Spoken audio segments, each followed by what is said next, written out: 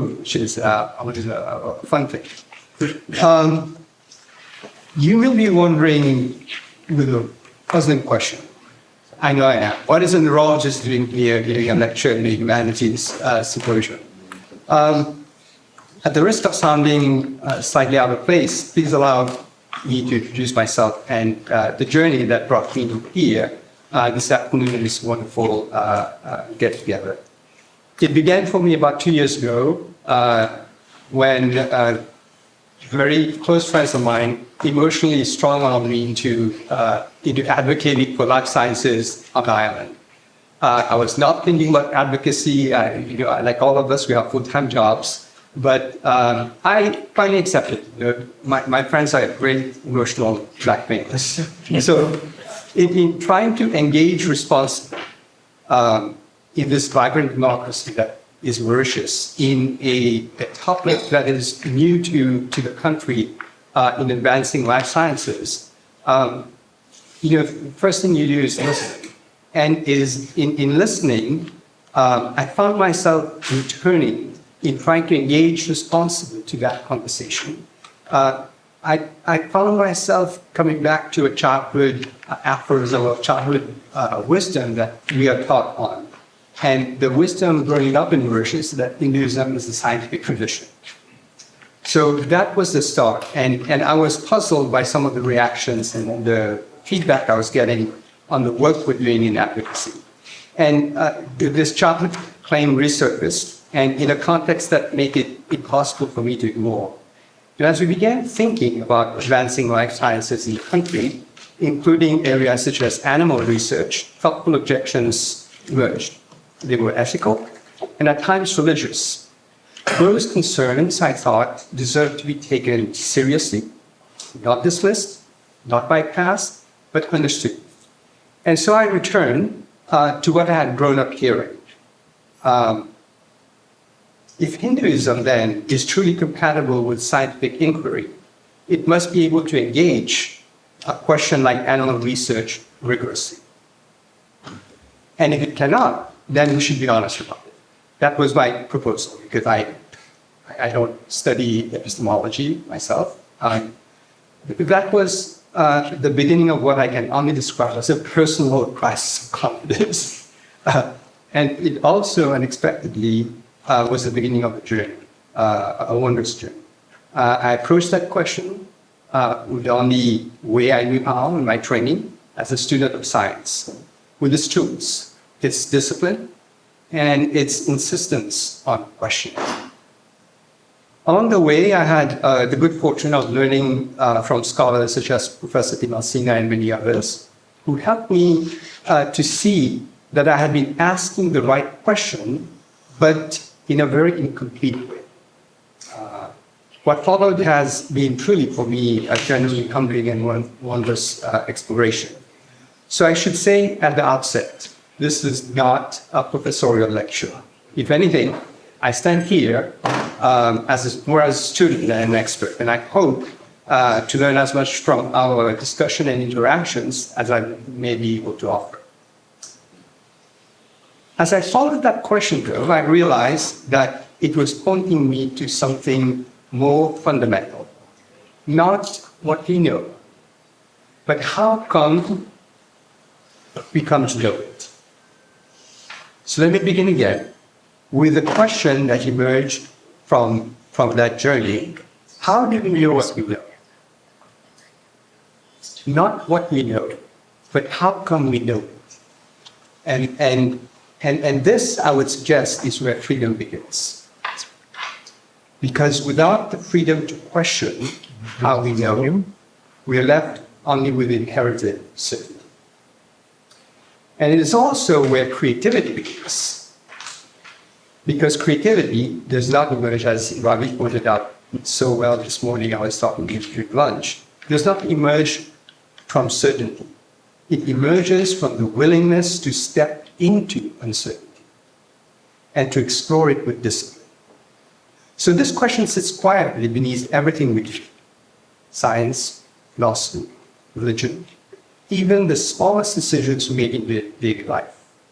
And yet, we rarely stop to examine it directly. Which brings me to my title of my talk, Methods of Knowing, Hindu Epistemology and Science as Disciplines of Doubt. This may sound abstract, but what I hope to suggest today is something more quite concrete, that both science and Hindu philosophical traditions are built on a shared foundation, not certainty, but disciplined doubt. Let me be precise about what I mean by that. Doubt here does not mean disbelief. It does not mean skepticism in a cynical sense. It means something much more demanding. The freedom to question, combined with the discipline to pursue that question rigorously.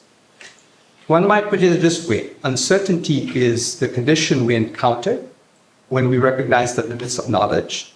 Doubt is the method we adopt in response to those limits.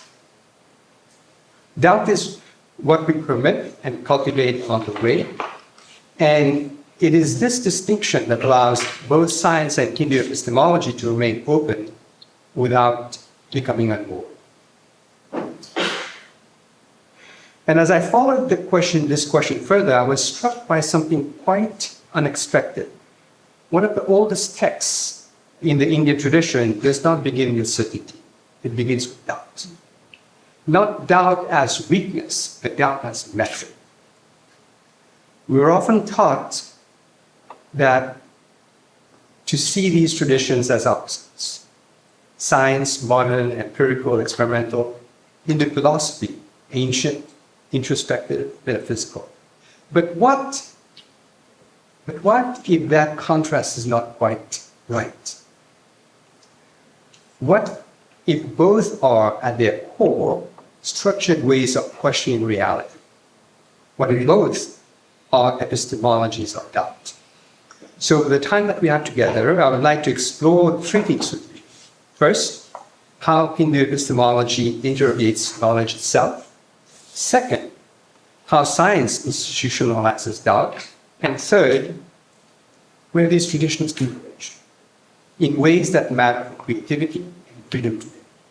So I invite you to approach this not as a lecture, but as a shared inquiry with all of us, an exploration of how we know and how we might learn to question better. I'd like to begin here with a verse from the Rig Veda. I will read the original first in my broken Sanskrit. Yo ashadaksha parame vayaman suanga veda yadi vana veda. And in translation, he, the overseer, in the highest heaven, he surely knows. Or perhaps he does not. Let's just pause with that for a moment, because this is an extraordinary statement. I think this is not skepticism from the outside. This is not some modern critique of chain-smoking philosophers wearing black turtleneck. And what does it say? That even at the highest level, even at the level of the cosmic overseer, knowledge itself is uncertain. Perhaps he does not know. This is not doubt as weakness. This is doubt as principle. So before we even arrive at the formal systems of epistemology, before structured philosophy, we already see something remarkable. A willingness to question the very possibility of certainty. And that is important, because when we think of ancient traditions, we often assume certainty, authority, revelation. But here we see something else, a profound intellectual humility. And I will suggest to you that this is not accidental. This is an early expression of something much deeper, a tradition that is comfortable standing at the edge of knowing and not rushing to close the gap. A tradition of disciplined doubt. And if that is true, then we should ask, is this unique? Or is this a more general feature of how serious inquiry works?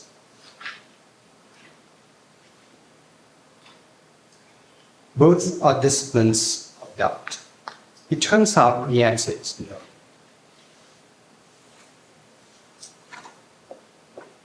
Not just in the second, not just in the moment of ending in doubt, but in another tradition, very far removed in time and in method. We see something strikingly similar: science. Science and Hindu epistemology both are disciplines of doubt. And once you see that, it's hard to unsee it, because I know when I saw that, it was hard to unsee it for me. It may not be the way that we should usually think.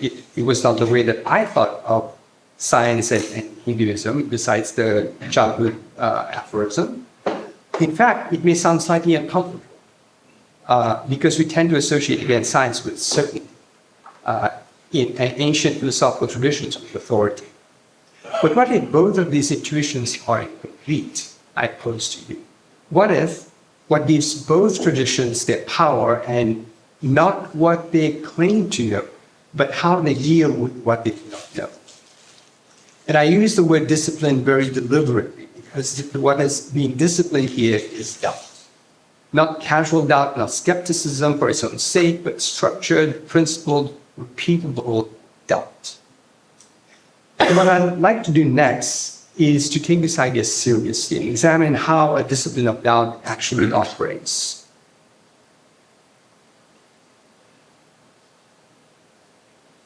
Let us begin with uncertainty. If we are to understand what it means to be a discipline of doubt, we have to start at its foundation, not at its conclusions, but with its starting point. And that starting point is not knowledge. It is not certainty. It is not even belief. It is uncertainty. Every serious inquiry begins with something we do not understand, a gap, a question, an anomaly, something that does not quite fit, a symptom that does not align, a result that cannot be explained, an observation that contradicts expectations. And so inquiry at its core is not the accumulation of answers. It is the disciplined navigation of uncertainty. This is what we mean when we say by a discipline of doubt. Not doubt as hesitation, but doubt as method. The question then becomes, how does a discipline take uncertainty and make it productive? Let us go back to that ending. That ends in doubt. A sacred text that ends in doubt. This is not what we expect. When we hear the phrase sacred text with authority, certainty, revelation, final answers, but here we see something very different. A text that does not close the question but leaves it open. Perhaps he does not know. This is not accidental ending. It is a deliberate refusal to claim certainty where certainty cannot be justified. So the natural question is why? Why would a tradition that is capable of profound metaphysical insight choose to end in uncertainty? I would suggest because it recognizes something fundamental, that the limits of knowledge are not a failure of inquiry, but a condition of it. Doubt here is not a confusion, it is not ignorance, it is clarity about what cannot yet be known. And this is where the connection begins to sharpen, and this is the posture of discipline of doubt. Not by revelation, but by method. So we can ask, what structure allows this discipline to operate? So far, we have been looking at how inquiry begins, with uncertainty, with questions, with doubt as a method. But I want to step back and ask a more fundamental question.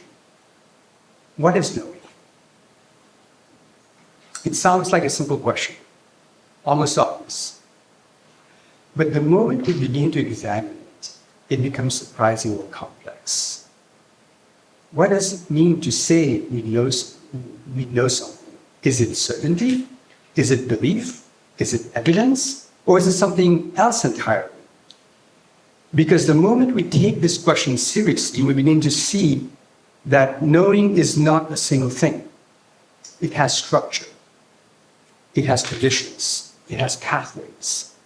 And different traditions have tried to understand what those pathways are. The question therefore becomes, if we are to claim that we know something, by what means do we come to know it? This is where we arrive at the key idea. It is pramāṇa. The word is pramāṇa. It is often translated as the means of valid knowledge. But let's take a moment with that, shall we?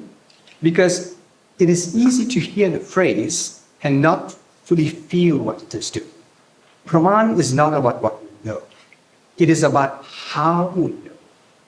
Or even more precisely, not that we know, but how we earn the right to say we know. That is a very high bar. It means that knowledge is not assumed, it is not given, it is not inherited. It must be justified. It must be justified. Is it better?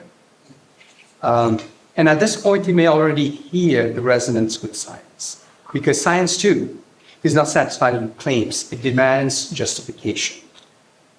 But what is remarkable here is that this tradition does not stop at saying knowledge must be justified. It goes further. It asks, what are the valid pathways through which knowledge can arise? And it begins to classify them systematically, rigorously. Different ways of knowing, different standards of validation, different kinds of evidence. Because once you ask this question seriously, everything changes. You no longer ask simply, is it true? You ask, by what means is this claimed to be true? Let us next look at some of these means of knowing and how they're examined with remarkable rigor. So we begin to see that this framework looks like in practice. Classically, in the Nyaya tradition, 3 primary means of knowledge are identified, not one, not a single privileged path, but multiple distinct validated pathways. Pratyaksha, perception, anumana, inference, and sabda, testimony. Let's begin with perception. Direct contact with the world, what we see, what we hear, what we touch, our direct encounter with the world. This feels like the most immediate form of knowledge, and in many ways it is. But even here, the tradition is careful, because perception is not infallible. We misperceive, we project, we interpret too quickly. So even perception must be examined. And of course, science begins here as well. Observation, measurement, data, but never a question. On to inference. This is where reason enters. We do not see the fire, but we see the smoke, and we infer there must be fire. As we will see, this is one of the foundations of scientific thinking. We move from observation to explanation, from data to model, but inference depends on something critical, the reliability of that connection. Smoke implies fire, only because that relationship has been established. This is hypothesis, this is modeling, this is theory building. And like science, it can be wrong. And then, testimony. Knowledge from the trustworthy. This is where it becomes interesting, because we don't often think of testimony as a valid form of knowledge. But in reality, much of what we know comes this way. We trust teachers, we trust texts, we trust experts. Some people trust Mr. Trump, some people trust Mr. Biden, and so on and so forth. But the key word here is trustworthy. Even in science, we rely on testimony, published results, peer-reviewed work, consensus built across communities. We trust, but we also verify. What we see is not a hierarchy, but a system, right? Different modes of knowing, each have their own strengths, each have their own vulnerabilities, and most importantly, none of them is beyond question. Each is examined, each is tested, each is refined. This is what makes a discipline of doubt. The next question becomes, if our means of knowing of themselves question, what does that imply about certainty?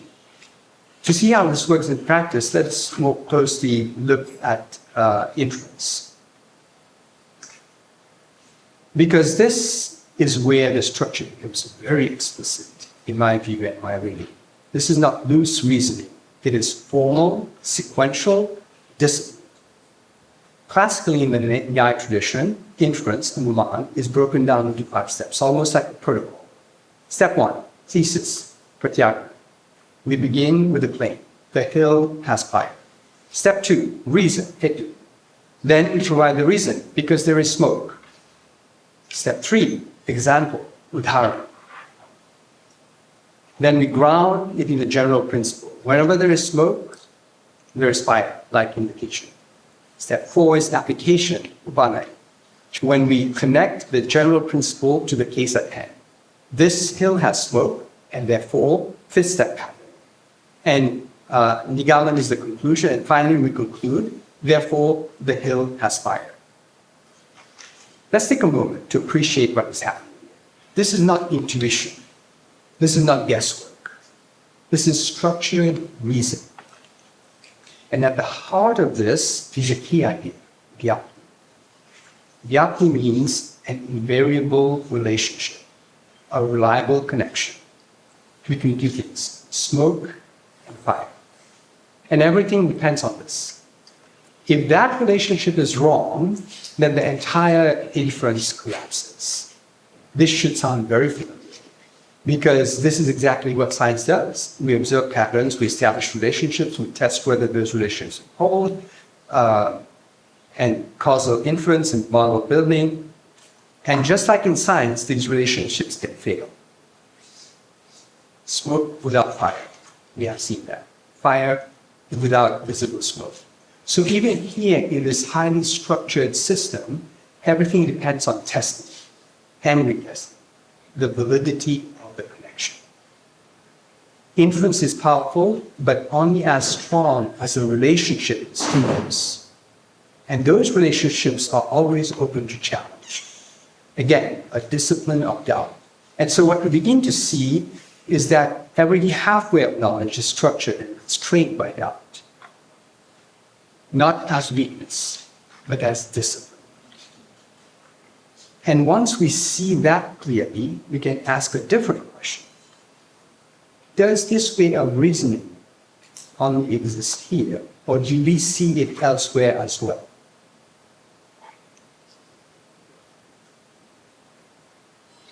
So far, we have explored how one tradition analyzes the very foundations of knowledge, of learning. We have seen that perception is quite is questioned, inference is structured, even testimony is scrutinized. Now let us turn fully to science. Not as a collection of facts, not as a body of knowledge, but as a process of disciplined doubt. This, because we often speak of science as if it delivers certainty, as if it produces final answers. But in reality, science does something far more interesting. It creates systems designed to question themselves. This is an important point. Just as you saw with pramāṇa and with structured inference, Anuman, science builds frameworks that test, refine, and sometimes overturn their own conclusions. The question then becomes, what are those structures? How does science operationalize doubt? Let us look more closely at how that actually works. Science does not prove. That can feel counterintuitive. But we often say things like, science has proven. You can hear Uncle Joe say that at the Thanksgiving table. Right? But strictly speaking, as a student of science, this is not how science works. Science does not prove. It survives attempts to be provable. This is really an important point. And this idea is most closely associated with Karl Popper, the idea of falsifiability. A scientific claim is never finally confirmed. Instead, it is tested, challenged, stressed. And if it survives those challenges, we provisionally accept it. Think of something as basic gas gravity. We do not prove it once for all. We observe it, we model it, we test it, again and again. And at any point, a new observation could force us to revise or even abandon our understanding. That's okay, because that's the process. Doubt is not an obstacle to science, in my view. It is built into its very structure. Science progresses not by confirming what is true, but by eliminating what is false. And notice the parallel. Just as we saw in inference and mind, everything depends on whether the relationship holds. In both cases, knowledge is not final. It is earned through repeated exposures to doubt. If science does not prove, then what does it give us? What is it good for? What does it produce? What kind of truth does it produce? How does knowledge evolve if it's always provisional? Over the past century, and this is my opinion, free thinkers in particular have helped us understand the structure of scientific change. Let's begin with the big man himself, Karl Popper. For Popper, science advances through falsification, not by confirming ideas, but by attempting to refute them. A good theory is not one that can be endlessly supported. It is one that can be meaningfully challenged over and over again. This is the logic of refutation. Next, Kuhn. Kuhn observes something different, that science does not operate as a continuous smooth progression. Instead, it operates within paradigms, he invented that term. Shared frameworks, shared assumptions, shared ways of asking questions. And from time to time, those paradigms shift. Not gradually, sometimes it can be very brutal, where you wake up and you find that the whole hypothesis you've been working on is not the right one. Sometimes I've lived there. And sometimes it happens dramatically. And finally, Lakatos. Lakatos tried to be the middleman. He tried to reconcile these two positions. He proposed that science operates through research programs. Each program has a hard core, its central assumptions, and a protective belt, auxiliary ideas that can be adjusted. So when evidence challenges a theory, we don't immediately discard it. We adjust the surrounding structure to sculpt it to the new available information. So when we see across all these three with Popper, Kuhn, and Lakatos, Popper tells us we test ideas by trying to refute them. Kuhn tells us we operate within shared frameworks that can shift. Lakatos tells us we adapt systems of ideas rather than abandoning them. It's different perspectives, but a shared underlying principle. Knowledge is provision. Revision is the method. Science does not move towards certainty. It moves through cycles of questioning and refinement. And if you think back, this is not so different from what we saw earlier. A system that builds its own capacity to question. We have seen how both traditions interrogate knowledge and refine it through doubt. What remains is to ask what this means for how we think, how we create, for how we remain free. Let's pause here. Just a moment to sit with what we have just seen. We began with uncertainty. We saw that knowledge is not given, but earned. We examined the means of knowing, and then we looked at how science continuously revises itself. And what emerges from all of this is quite striking, that knowledge is not a destination, it is a process. Not something we arrive at once for all, but something we participate in. On every step, doubt is not removed, it is refined. This is where the discussion becomes less academic and more personal. How do we hold what we think we know? With what degree of certainty? With what openness to revision? Because this is not about science or philosophy. It is about how we think, how we create, and how we remain free. So let us take one final step together and bring these threads to mesh with each other.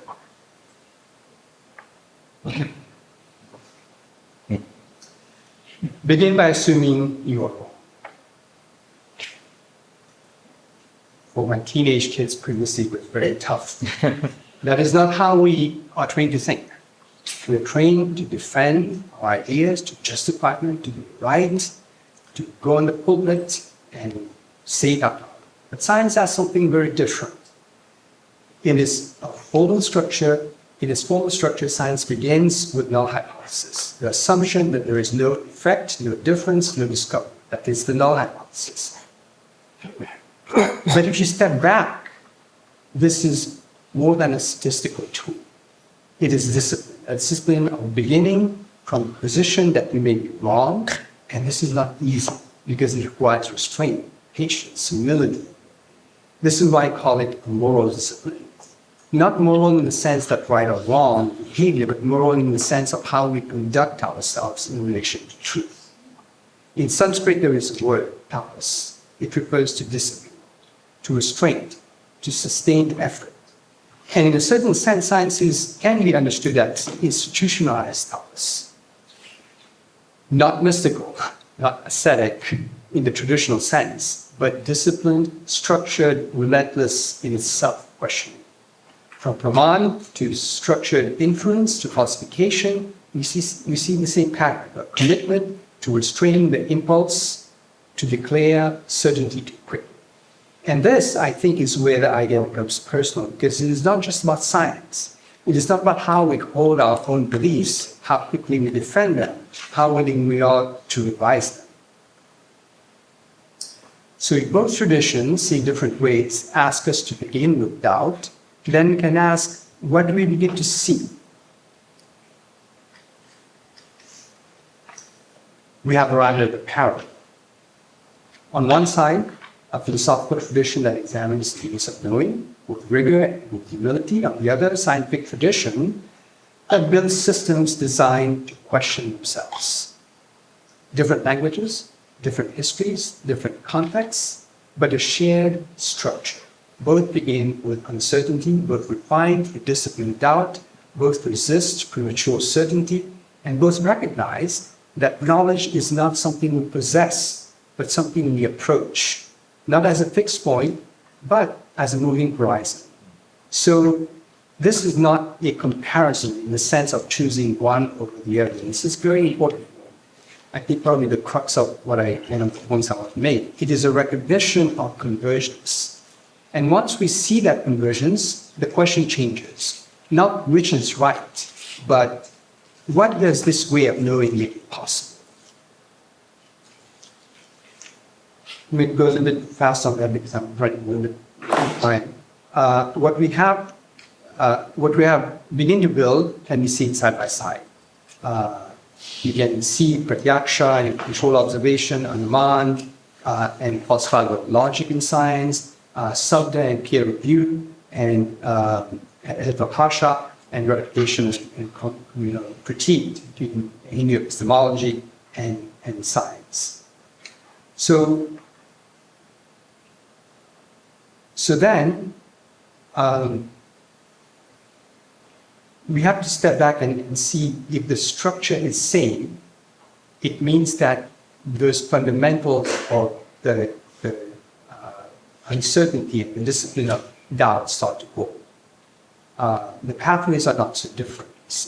Perception, inference, testimony, correction. The difference lies not in the pathways, but in how they are disciplined. In both cases, knowledge emerges is not to receive an act, but from a system that continually questions itself.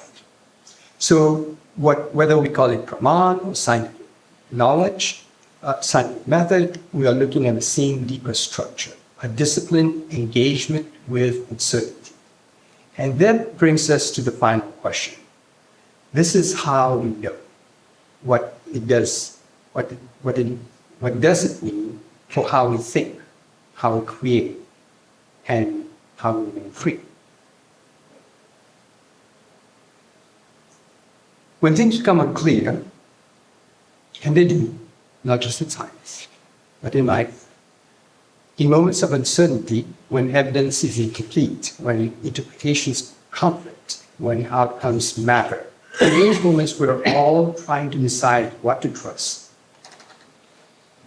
And the frameworks we have been discussing are not abstract. They are precisely what we reach for. We rely on perception, we listen to inference, we listen to those we trust, and yet each of these can fail us. We misperceive, we infer correctly, we trust the wrong TikTok videos. I don't know. So the question is not how do we eliminate uncertainty, but how do we remain thoughtful, rigorous, and open in it? And this is where the idea of disciplined doubt, I think, becomes more important. Not as an abstract principle, but as a way of being, a willingness to hold our conclusions lightly, to question ourselves, even when we're confident, to remain open, even when it is uncomfortable.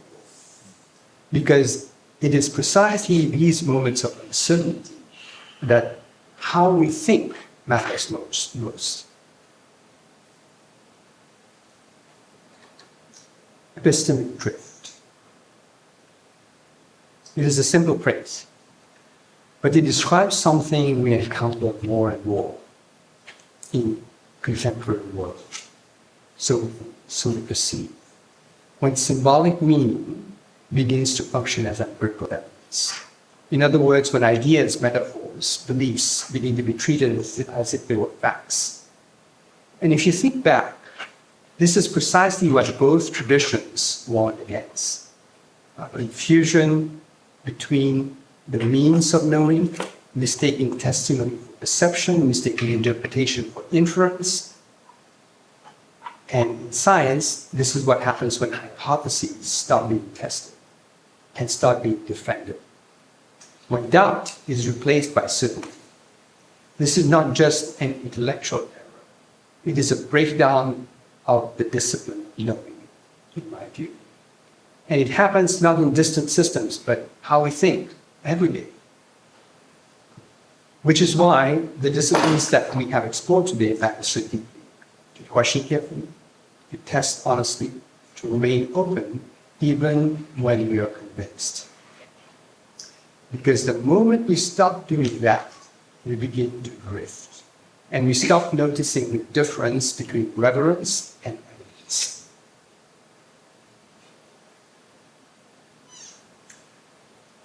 When does reverence become evidence? It is an uncomfortable question, because reverence is not something we dismiss lightly. Reverence can reflect meaning, tradition, identity. It can be deeply human and deeply valuable. But the question is not whether reverence matters. I think very, very clearly, I don't think so.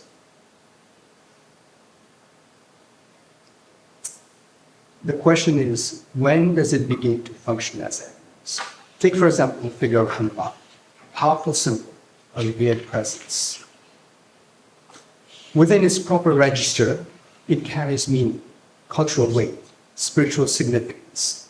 But when that symbolic meaning enters a different domain, for example, scientific debates about animal research, we begin to see something else. A confusion of registers. Symbolic meaning is not the same as empirical evidence.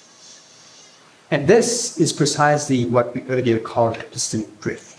Not because the symbol is wrong, but because it is being asked to do something of a different kind of work. Classical pramāṇa traditions were very careful about this. They maintained clear boundaries between ways of knowing. The difference lies not in the pathways, but how they are disciplined. And this applies far beyond any single example in our own thinking of how do we allow meaning, identity, or conviction to stand in for evidence. So the question is not whether we value meaning, but whether we are thoughtful about where and how we use it. So we return to discipline. We began with uncertainty. We examined how we know. We saw how both traditions structured doubt. And we saw how easily that discipline can be lost. So what does it mean to return? Not to abandon meaning, not to abandon tradition, not to abandon inquiry, but to restore the discipline that allows them to remain distinct and coherent. To know what counts as evidence, to know what belongs to meaning, and not to confuse the two.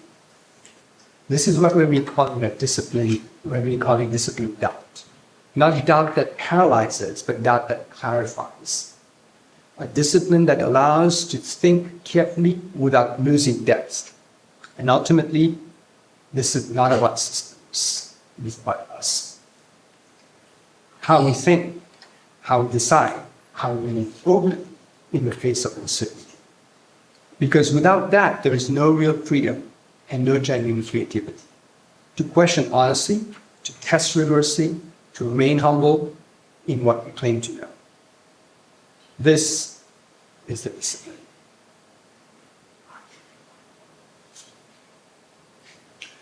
Sangha Veda Yanivana Veda. Perhaps he does not know. We began here, but now we hear it different. Not as uncertain in the sense of limitation, but as discipline. This is not failure. This is discipline.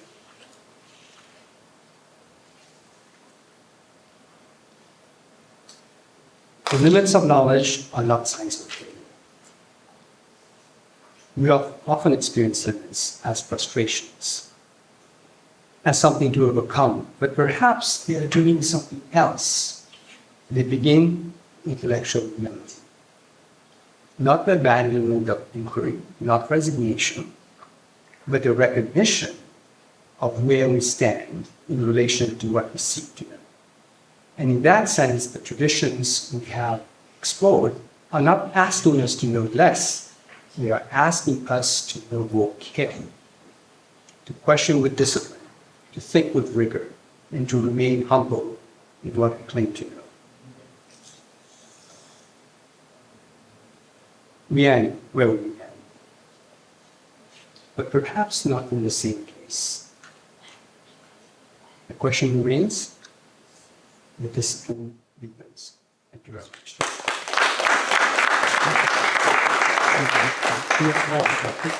All right, questions, anyone? Okay. Maybe. Thank you for the presentation. One thing, I'm a scientist, actually physicist, and then you said science doesn't prove. And you get the example of gravity. Isn't that a very strong statement? I mean, gravity is verified by evidence, right? Logic and rockets like that, if you go wall and pulling it down. Isn't that evidence considered as a proof? Right. So, I thought about that. Should I use gravity as something else? I should use something like evolution or something in physics, but I still maintain that. No. We don't know in what dimension. If you test it in gravity in different dimension, maybe at different speed of motion, gravity may be different. But what I can tell for sure under in conditions that are present on planet Earth, gravity has worked over and over again. So we have to test it over and over again for experiment purposes until it doesn't work. We have to have that ability to think outside of the certainty principle. Because it works reliably, of course we use that to calculate speed. Because it works reliably on Earth, we use all the methods that are associated with Newtonian physics that are associated with it. Maybe physicists are certain that gravity exists, or gravity is, but as a student of science, I am less convinced. I can agree to disagree. We can agree on Just a quick observation, and then I think I'll be very quickly, so the you can ask the questions. There's a tradition of Mimamsa philosophy, which raises two very interesting points about doubt that we mentioned. Mm-hmm. One of them is the way it defines the Veda. The Veda itself, it sees it as something distinct from the other pramāṇas, in the sense that it's often called anadhigatārtha tantra. It's a means of knowing that which you cannot know by other means. Yeah. So you can abstract that. What happens after death? What is the meaning of life? Etc. Etc. What is the meaning of the ritual? But the pramāṇa section is also thought to be differently, and it introduces a very beautiful one known as antapati, which I think a lot of like science begins with that, right? The famous example is, that even though this I need to write it down. even though this Devasanta is heavy set, he doesn't eat during the day. So you have to assume that he eats at night. But science begins this way, right? As a calculation, as a presumption. It doesn't really give, the inferential logic is fine, it goes on hetu, in the sense that you have anumana, it's a hetu that points somewhere. But on top of begins with the idea that there's a doubt that needs resolution. Right. It's a little bit different. Doubt in a healthy, not doubt as a cynical way. I guess. It's abduction. Yes. It's abductive logic, which is the basis of science. Yeah. Yeah, it really is actually. Okay, so I have a couple of things. One, you were talking about the segment doubt, and I was thinking about the segment doubt as well. And one of the things that kept striking me was that so many tantric texts that I read, one of the things that they stress is that you should not have doubt in samshaya if you want to succeed in the practice. And the reason why you don't have doubt is because doubt will hinder the creative faculty of the mind to generate the reality that you're trying to create. So I'm thinking about this, and I'm thinking about this in terms of like Ravi's presentation as well too. And as of course when you're talking, I couldn't help but intently think of Kuhn's structured scientific revolution in relation to Ravi's presentation, because of the fact that he's talking about breaking paradigms. This is what Kuhn says, is that paradigms do not like to be broken, and science does not want to change, and that the only way it happens is if you get this violent revolution, which will only really happen when it only happens when one generation dies out. Okay, and so there's sort of like I want to sort of reflect on all of these ideas, the fact that how important doubt is, and how important it is to not doubt for some of these particular tantric texts, and how this relates to this idea of like this sort of stuckness of certain kinds of scientific paradigms. In the interest of time, I'll say let's have a conversation afterwards. My thoughts on doubt and conviction. The two different things. Yes. So thank you. That was a great start. So, let's start with what you said. I would tell my son, begin by assuming you're wrong, right? That's a great way to start with. And it was one thing that Indian epistemic scholars have been consistent about, starting with Ganesha in the 2nd century, when he said, emphatically, far more emphatically than the way you probably say, that valid knowing is not the default state. It's all the way to Yoga Vasishtha. Yoga Vasishtha tells Lord Rama, the mind is a friendly. So there's just been this consistency. So science and Indian epistemic scholars both violently agree that there is a need for instrument, right? So they have their instrument, science has its instrument. But here is where, if I was to bring all the Indian epistemic scholars here and say, hey, you're talking to scientists, here is what they would say. They would say, science as an instrument is not a first principles instrument. Because even before it asks a question, even before it examines the evidence, it has to have clarity on what are its hidden assumptions, what is its framework, what does it permit you to see, what does it not permit you to see. And why I thought your answer to this question was beyond brilliant.